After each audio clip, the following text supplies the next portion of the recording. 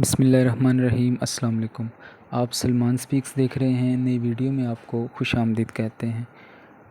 قبیلہ قریش کے سردار حضرت عبدالمطلب اپنی بے مثال میزبانی اور فہم و فراست کی وجہ سے اپنی قوم کی آنکھوں کے تارے تھے۔ آپ عظیم باپ کے بیٹے تھے۔ اللہ نے آپ کو 10 خوبصورت نوجوان بیٹے عطا کیے تھے۔ ایک دن آپ کعبہ میں حتیم میں تشریف فرما تھے کہ آپ کے 10 بیٹے شیروں کی طرح آپ کے گرد حلقہ بنائے بیٹھے تھے کہ ایک اعرابی وہاں سے گزرا اور یہ خوشگوار منظر دیکھ کر بے ساختہ بولا، اللہ تعالیٰ جب کوئی مملکت بنانا پسند کرتا ہو تو اس کے قیام کے لیے اس قسم کے جوان مرد پیدا فرما دیا کرتا ہے۔ اور پھر عبدالمطلب کی زندگی میں واقعہ پیش آیا جب ابرہہ نے خانہ کعبہ پر لشکر کشی کی۔ ابرہہ نے پہلے خوبصورت عظیم الشان گرجا تعمیر کیا، گرجے کو ہیرے جواہرات سے مرصع کیا کہ دیکھنے والے کی آنکھ خیرہ ہو جاتی۔ لیکن بیت اللہ کے شہدائیوں نے گرجے کو ایک نظر بھی اٹھا کر نہ دیکھا۔ ابرہہ کی خواہش تھی کہ اب لوگ خانہ کعبہ کی بجائے اس کے بنائے ہوئے گرجے کی پوجا کریں۔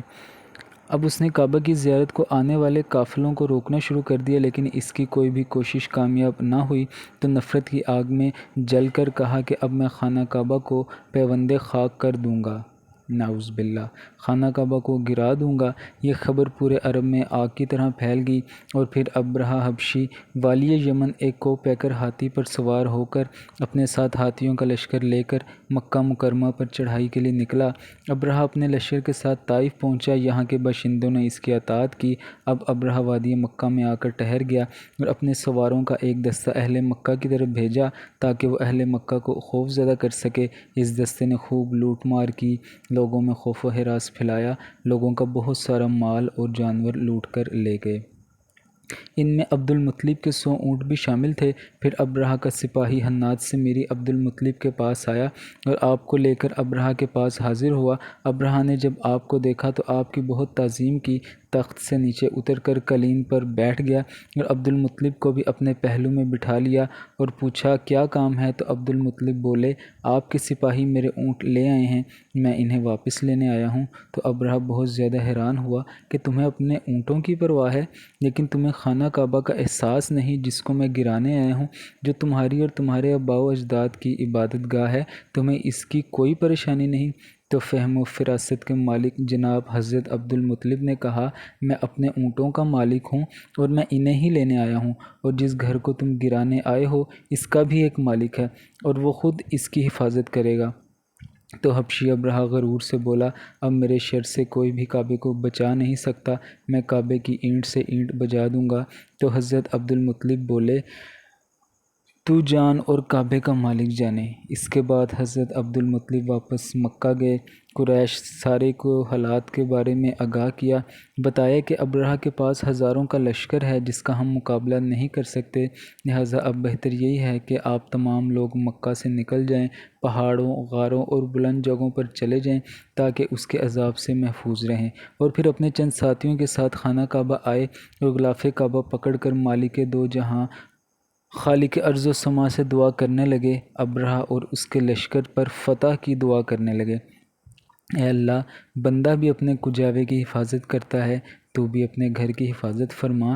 ایسا نہ ہو کہ ان کی سلیب کل تیرے گھر پر غالب آ جائے اور نصب کر دی جائے، اور اگر تو ان کو اور ہمارے قبیلے کو آزاد چھوڑنے والا ہے تو جس طرح تیری مرضی ہو تو اسی طرح کر۔ جب قریش حرم سے نکل گئے اور اصحاب فیل نے حملہ کیا تو حضرت عبدالمطلب نے کہا، بخدا اللہ کے حرم سے ہرگز نہیں نکلوں گا۔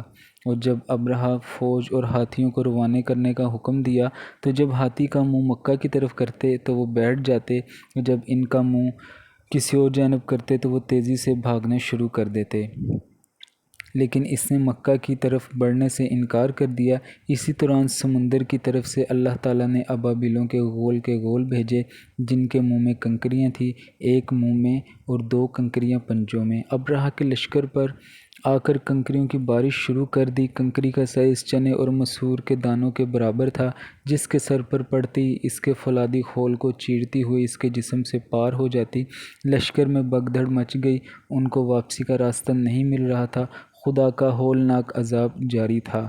ابرہہ کے ہاتھی اور لشکری برباد ہوئے۔ ابرہہ واپس کی طرف بھاگا، اس کی حالت بہت خراب تھی، خطرناک بیماری کا شکار ہوا، اس کا جسم گلنے لگا، جسم میں پیپ پڑ گئی جس سے غضب کی بو آتی تھی۔ آخر میں اس کا جسم پرندے کے چوزے جیسا ہو گیا، آخر میں سینہ پھٹا، دل نکلا اور دل بھی پھٹ گیا۔ اس طرح وہ اذیت ناک موت کا شکار ہوا۔ یہ واقعہ آپ صلی اللہ علیہ وسلم کی پیدائش سے 50 یا 25 دن پہلے ماہ محرم میں پیش آیا۔ اس واقعے کی وجہ سے دنیا کی نگاہیں خانہ کعبہ کی طرف متوجہ ہو گئی۔ اقوام عالم کو شدت سے اندازہ ہو گیا یا قدرت کی طرف سے واضح پیغام دیا گیا کہ قیامت تک کے لیے اللہ تعالیٰ نے اس گھر کو عزت و احترام کے لیے چن لیا ہے، لہٰذا آئندہ اس شہر سے کسی انسان کا دعویٰ نبوت اللہ کی مرضی کے عین مطابق ہوگا۔ قصہ اصحاب فیل میں ایک یہ بھی اشارہ تھا کہ اگر ابرہہ کا لشکر غالب آ جاتا تو سرکار دو عالم صلی اللہ علیہ وسلم کی قوم کو قید کر لیا جاتا۔ اللہ تعالیٰ نے کعبہ شریف کی عظمت اور حرمت کو قائم رکھا اور یہ واقعہ آپ صلی اللہ علیہ وسلم کی نبوت کا پیش خیمہ تھا، کیونکہ آپ صلی اللہ علیہ وسلم کے دین میں اسی کعبہ کی تعظیم، حج اور نماز کا حکم ہوا۔ ابرہہ اور اس کے لشکر کی تباہی اقوام عالم کے لیے واضح اشارہ تھا کہ صدیوں کے انتظار کے بعد اب سسکتی، تڑپتی انسانیت جو ظلم و جبر اور جہالت کے سمندر میں غرق تھی، اس کا مسیحا اب اس شہر سے طلوع ہوگا جو قیامت تک آنے والے مجبوروں، بے بسوں کا والی ہوگا، بے آسروں کا آسمان ہوگا۔ نسل انسانی کے سب سے بڑے انسان، نبیوں کے سردار اور خدا کے محبوب، وجہ تخلیق کائنات کا ظہور اب اسی شہر سے ہوگا، اور پھر یہ شہر قیامت تک اربوں انسانوں کی عبادت گاہ ہوگا۔ آپ کو یہ ویڈیو کیسی لگی؟ اپنی رائے کا اظہار کمنٹ سیکشن میں ضرور کیجیے گا۔ ویڈیو کو لائک کیجیے گا، چینل کو سبسکرائب کیجیے گا۔ اب میں آپ سے ملوں گا اگلی ایک اچھی سی ویڈیو کے ساتھ، تب تک کے لیے اجازت دیجیے۔ اللہ حافظ۔